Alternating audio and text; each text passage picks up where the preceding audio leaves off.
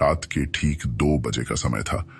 देहरादून से 20 किलोमीटर दूर एक वीरान पहाड़ी गांव में बसा वो पुराना स्कूल, जिसके दरवाजे जंग खा चुके थे और दीवारों से प्लास्टर झड़ चुका था। चारों तरफ अजीब सन्नाटा था, लेकिन उस सन्नाटे के बीच भी कुछ था जो जिंदा था। कहते हैं उस स्कूल में रात को अगर कोई सांस लेता है तो वो सिर्फ हवा नहीं होती, कोई अनदेखा साया उसे महसूस करता है। मैं अर्जुन, और आज जो आप सुनने जा रहे हैं वो मेरी जिंदगी की सबसे डरावनी और सच्ची कहानी है। एक ऐसी हकीकत जिसे मैं चाहकर भी भूल नहीं पाया। ये उस स्कूल की कहानी है जिसे सब कहते थे शापित स्कूल। कहानी की शुरुआत, ये बात है 2009 की। मैं अपने माता पिता के साथ इस गांव में शिफ्ट हुआ था। पापा की सरकारी पोस्टिंग यहां हो गई थी और मुझे दाखिला मिला सरस्वती विद्या मंदिर नाम के एक पुराने सरकारी स्कूल में। पहले दिन स्कूल पहुंचा तो सब कुछ सामान्य लगा।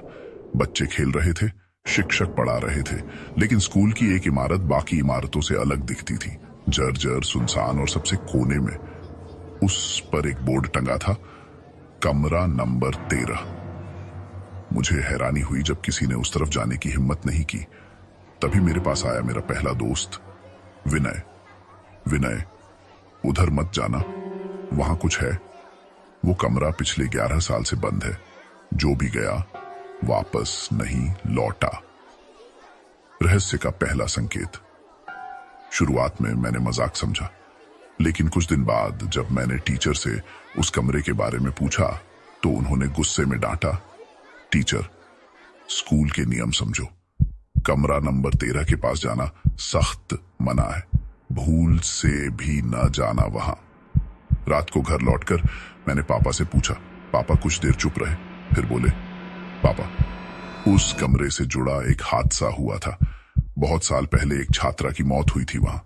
उसके बाद वो कमरा बंद कर दिया गया। रहस्य गहराता है। मेरी जिज्ञासा बढ़ चुकी थी। एक दिन लंच ब्रेक में मैंने और विनय ने मिलकर उस कमरे की ओर जाने का फैसला किया। कमरे के पास पहुंचे तो ठंडी हवा का झोंका आया। दरवाजे पर मोटा सा ताला था, लेकिन ताले के नीचे धूल में पैरों के निशान थे, उल्टे। तभी कमरे के अंदर से दस्तक हुई 3 बार। फिर एक धीमी सी आवाज, मुझे बाहर निकालो प्लीज, मुझे ठंड लग रही है। हम दौड़कर भागे। उसी शाम विनय की तबीयत बिगड़ गई। वो बड़बड़ाने लगा, वो मुझे बुला रही है। उसने मेरा नाम लिया, सीमा। सीमा, सीमा का रहस्य। रात को मैंने स्कूल की वेबसाइट खोजी।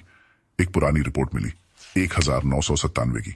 कक्षा की छात्रा सीमा अंतिम परीक्षा के दौरान लापता हुई। 3 दिन बाद उसकी अधजली लाश कमरा नंबर 13 में मिली। चेहरे पर डर का ऐसा भाव था मानो उसने मौत को अपनी आंखों से देखा हो। मौत का कारण आज तक अज्ञात।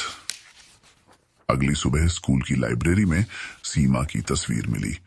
पीछे दीवार पर लिखा था एक मंत्र, त्वम याम्या स्वाहा। तांत्रिक का राज और बाबा का सच। गांव के एक बूढ़े बाबा ने मुझे बुलाया। बाबा, वो स्कूल जिस जमीन पर बना है वहां पहले एक तांत्रिक की समाधि थी। कहते हैं उसने मृत्यु के देवता से सौदा किया था, हर 11 साल में एक आत्मा समर्पित हो। सीमा पहली शिकार थी और अब फिर से समय पूरा हो चुका है। 1997 के बाद अब 2009। अगला कौन? टकराव और सामना। बाबा ने मुझे एक रुद्राक्ष दिया और मंत्र बताया, त्वम याम्या स्वाहा। रात 1:30 बजे मैं स्कूल पहुंचा। कमरा नंबर 13 का ताला खुद खुल गया। अंदर घना अंधकार, दीवारों पर नाम, सीमा, मोहित, नेहा, आदित्य और अर्जुन। मेरा नाम। एक आकृति सामने आई, सीमा की आत्मा। उसने एक चक्र की ओर इशारा किया।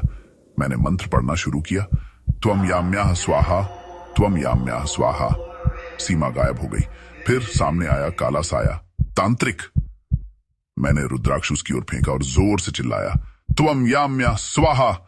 एक तेज विस्फोट हुआ और सब कुछ शांत हो गया। अंतिम मोड। सुबह होश आया। मैं स्कूल के बाहर था। कमरा नंबर 13 जल चुका था। गांव की अजीब ऊर्जा अब शांत थी। कमरा नंबर 13 को अब लाइब्रेरी में बदल दिया गया। मुझे पता है, उस रात मैंने एक आत्मा को नहीं बल्कि एक पूरे शाप को मुक्ति दी थी। आखिरी चेतावनी, अगर आप कभी किसी स्कूल में जाएं और वहां कमरा नंबर 13 ना हो तो समझ लीजिए, या तो वो कमरा छुपा है या फिर उसे जलाकर मिटा दिया गया है। लेकिन उसकी कहानी अब भी जिंदा है।